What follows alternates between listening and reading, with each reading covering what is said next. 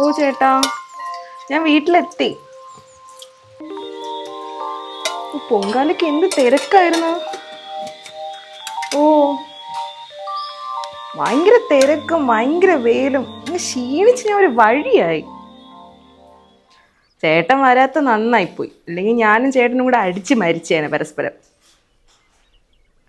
ഓ ഇല്ല ഏട്ടാ, ഞാൻ തന്നെ അപ്പുറത്തും ഇപ്പുറത്തൊന്നും പ്രസാദം കൊടുത്തില്ല.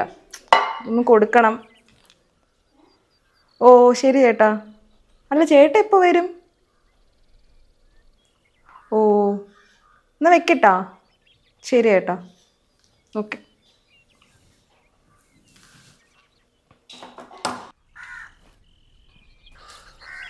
നല്ല പണിയുണ്ട് ഏട്ടാ. ഇപ്പൊ ചെയ്യാൻ പറ്റൂലേ? ഇന്ന് പറ്റൂല. നല്ല പണിയുണ്ട്. ഞാനേ നാളെ മറ്റേ ഒന്ന് ലീവ് എടുത്ത് വരാം. എന്തായാലും ഒരു ദിവസം ലീവ് എടുത്തിട്ട് വാ. ആ മക്കള് വരൂലേ?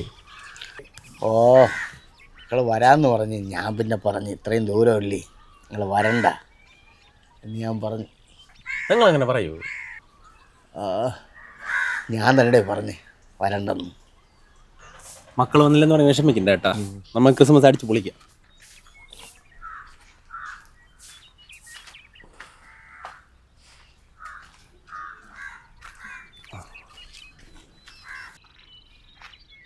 എന്ത് പറ്റി മാമ, കറണ്ട് ഇല്ലേ? ഓ, കറണ്ടിൻ്റെ കാര്യം ഒന്നും പറയണ്ട. എലിയൊക്കെ കറണ്ട് ഉയരൊക്കെ പോയി. പിന്നെ മഴയും പെയ്യുമ്പോൾ എല്ലാം പ്രശ്നമാണ്. അവൻ വന്നിട്ട് എന്ത് പറഞ്ഞു? അവൻ 2 ദിവസം കഴിഞ്ഞിട്ട് ലീവ് എടുത്ത് വരാമെന്ന് പറഞ്ഞു. ഓ, ഓ, എന്തോ വിശേഷം? എന്തോ ഇത് കുറച്ച് പായസം. പായസം? ഓ, പായസമാണ്. പായസം കുടിച്ചിട്ട് ഒരുപാട് ദിവസം. ഇന്നെന്തായാലും മോഹൻ ഉണ്ടാക്കിയ പായസം കുടിക്കാം. എനിക്ക് ഏറ്റവും ഇഷ്ടമുള്ളതാണ് പായസം. ആണോ? ഓ, ഇന്നെന്ത് പിറന്നാളാ? അല്ലല്ല, ഞങ്ങളുടെ കോവിലേ ഇന്ന് പൊങ്കാലയായിരുന്നു. അപ്പൊ അതിന്റെ പ്രസാദമാ. കോവിലിലെ പൊങ്കാലയാ? ആ, കോവിലിലെ പൊങ്കാല. പറയുന്നതുകൊണ്ട് വേറെ ഒന്നും വിചാരിക്കരുത്. ഞാൻ ക്ഷേത്രത്തിലെ ഇതുപോലുള്ള പായസവും ഒന്നും കഴിക്കാറില്ല. അതെന്ത് മാമ അങ്ങനെ? ഞാനൊരു സത്യക്രിസ്ത്യാനിയാണ്. പിന്നെ നമ്മുടെ ആചാരങ്ങൾക്ക് എതിരാണ്. പിന്നെ വേറെ ആരെങ്കിലും കൊണ്ടുവന്നാൽ ഞാൻ ഇത് പറയാറില്ല. വാങ്ങിക്കും, ആരും കാണാതെ കൊണ്ട് കളയും, പാത്രം കഴിയും, അങ്ങ് കൊടുക്കും. മോൾ സന്തോഷത്തോടെ കൈകൊണ്ടുണ്ടാക്കിയ ഏത് പായസമായാലും മാമൻ കഴിക്കും. ഇതെന്നെ നിർബന്ധിക്കരുത്.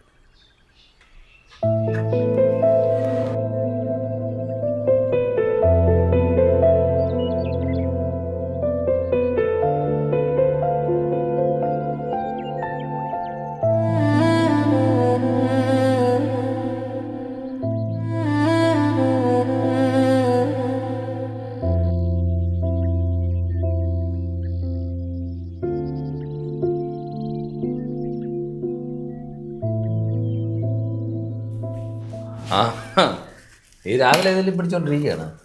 പിന്നെ ഇനി എത്ര ദിവസമുണ്ട് ഇതെല്ലാം അലങ്കരിക്കണം? ക്രിസ്മസ് എത്താറായില്ലേ?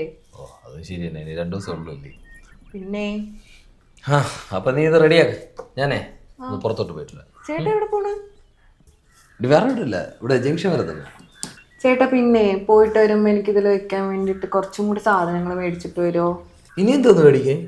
ചേട്ടാ, നിന്റെ മുകളിൽ വെക്കാൻ ഒരു സ്റ്റാർ വേണം, കുറച്ച് ബലൂണ് വേണം, പിന്നെ മറ്റേ ഗിഫ്റ്റ് ചെറിയ ഇങ്ങനെ പൊതിഞ്ഞ് വെച്ചിരിക്കും, ഇങ്ങനെ തൂക്കിയിടാൻ പറ്റുന്ന, പിന്നെ കുറച്ച് റെയിൻഡിയർ ഒക്കെ.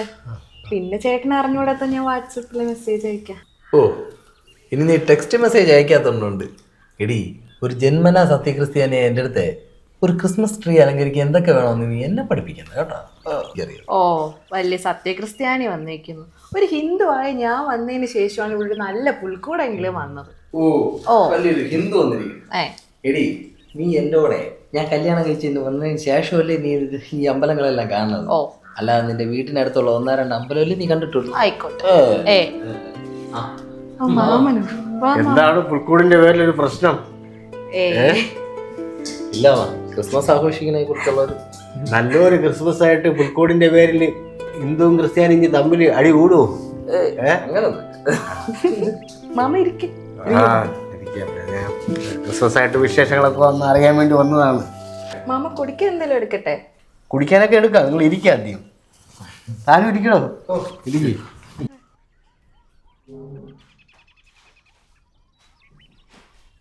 മാമന്റെ ക്രിസ്മസ് ഒക്കെ ഏതൊരായി? എന്ത് പറയേ? മക്കളൊക്കെ ഇങ്ങ് എത്താറായില്ലേ? ഇനി ദിവസമില്ലല്ലോ. ആ, മക്കൾക്ക് വരാൻ നിർബന്ധമുണ്ട്. ഞാൻ പിന്നെ വേണ്ടെന്ന് പറഞ്ഞു. 8 പേര് ഉണ്ടല്ലോ, വിമാന ടിക്കറ്റിനൊക്കെ ഇപ്പം എത്രയാ റേറ്റ്. അതുകൊണ്ട് ഞാൻ പറഞ്ഞ് ഇപ്രാവശ്യം വരണ്ട, അടുത്ത പ്രാവശ്യം വന്നാൽ മതി. അല്ല മാമ, കഴിഞ്ഞ തവണയും വന്നില്ലല്ലോ. അതിന് മുമ്പത്തെ വർഷവും ഇങ്ങനെയല്ലേ പറഞ്ഞേ? ആ, എന്നാലും അവർക്ക് കുറച്ച് പ്രശ്നങ്ങളുണ്ട്. അതൊക്കെ തീർത്തിട്ട് സമാധാനമായിട്ട് അടുത്ത വർഷം വരട്ടെ. ക്രിസ്മസ് എപ്പോഴായാലും ആഘോഷിക്കുകയല്ല. അതുകൊണ്ട് ഞാൻ പിന്നെ അവരുടെ അടുത്ത് പറഞ്ഞു, എന്തായാലും ഇപ്രാവശ്യം നിങ്ങളുടെ കൂടെയാണ് ക്രിസ്മസ് ആഘോഷിക്കാനാണ് ഞാൻ തീരുമാനിച്ചിരിക്കുന്നത്. എന്തെങ്കിലും വിരോധമുണ്ടോ? അതിനിപ്പോ എന്തായാലും ഞങ്ങൾ രണ്ടുപേരും അല്ലേ ഇവിടെ ഉള്ളേ. മാമനും കൂടെ വന്നാൽ ഞങ്ങൾക്ക് സന്തോഷം. ഈ ക്രിസ്മസ് നമ്മൾ അടിച്ചു പൊളിക്കും. ആ, അതിന് മുന്നോടിയായിട്ട് മോക്ക് വേണ്ടിയിട്ട് ഒരു സമ്മാനം കൊണ്ടുവന്നിട്ടുണ്ട് മാമ. എനിക്കോ? ആ, എന്താ? ഇത് ചെറിയൊരു കേക്കാണ്. തൽക്കാലം ഇപ്പൊ ഇത് വെച്ച് അഡ്ജസ്റ്റ് ചെയ്യുക. അത് കഴിഞ്ഞിട്ട് നമുക്ക് ഒരു വലിയൊരു കേക്ക് വാങ്ങിക്കാം. ഇത് വെറുതെ കൊണ്ടുവന്നാണോ അത് ക്രിസ്മസിന്റെ ഭാഗമായിട്ട് കൊണ്ടുവന്നാണോ മാമ? ഇത് ക്രിസ്മസിന്റെ ഭാഗമായിട്ട് നിങ്ങൾക്ക് വേണ്ടി കൊണ്ടുവന്നതാണ്. Christmas cake. അയ്യോ മാമ, മാമൻ അറിയാമല്ലോ ഞാനൊരു ഹിന്ദുവാണ്. ഞങ്ങളുടെ ആചാരപ്രകാരം എനിക്ക് ക്രിസ്മസിന്റെ കേക്കൊന്നും കഴിച്ചുകൂടാ. എന്താ പറയാ, ഇത് വെറും കേക്കായിരുന്നെങ്കിൽ ഞാൻ സന്തോഷത്തോടെ കഴിച്ചേനെ. ക്രിസ്മസ് ആയിട്ട് ബന്ധപ്പെട്ടുകൊണ്ട് എനിക്കിപ്പം കഴിക്കാൻ പറ്റൂല. വേറെ ആരെങ്കിലും ആയിരുന്നെങ്കിൽ എനിക്കിപ്പോൾ ഇത് പറയേണ്ട ആവശ്യമില്ലായിരുന്നു. ഞാൻ കേക്ക് മേടിച്ചിട്ട് കൊണ്ടുവന്ന് കളഞ്ഞേനെ. മാമനായോണ്ട് എനിക്ക് പറയാതിരിക്കാൻ പറ്റൂലല്ലോ.